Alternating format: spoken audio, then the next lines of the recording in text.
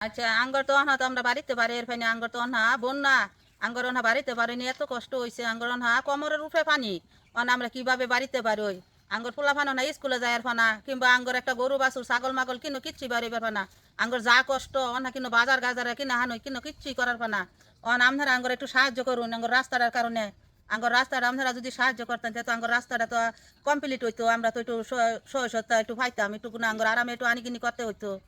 আমাদের গাগরা ইউনিয়নের বাদুল্লাবাড়ির এই রাস্তাটা পানি ভরপুর, আমরা যাইতে পারি না, আমাদের অনেক কষ্ট হয়। আমরা ধান বেচতে পারি না, গরু নিতে পারি না, একটা কিছু রাস্তাঘাটে যাইতে পারি না, আমাদের প্রচুর কষ্ট হয়। দয়া করে দিয়ে সরকার বাহাদুর আমাদের এই রাস্তাটা করে দিতেন তা আমরা কৃতজ্ঞ থাকতাম সরকারের কাছে ইনশাল্লাহ। আসসালামু আলাইকুম। আমি গাগরা বাদুল্লাবাড়ির এই রাস্তা সম্পর্কে দু একটা কথা বলতে চাইতেছি। আমরা এই রাস্তা নিয়ে খুব ভোগান্তির মাঝখানে আছি। অল্প বৃষ্টিতেই এখানে রাস্তার উপর পানি উঠে যা।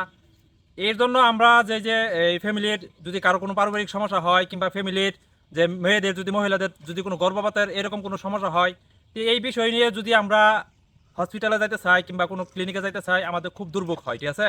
এই রাস্তার জন্য আমরা যাইতে পারি না, আমাদের নৌকা দিয়ে যাইতে হয় কিংবা প্রায় 1 কিলো 2 কিলো রাস্তা ওই দিক দিয়ে ঘুরে যেতে হয়।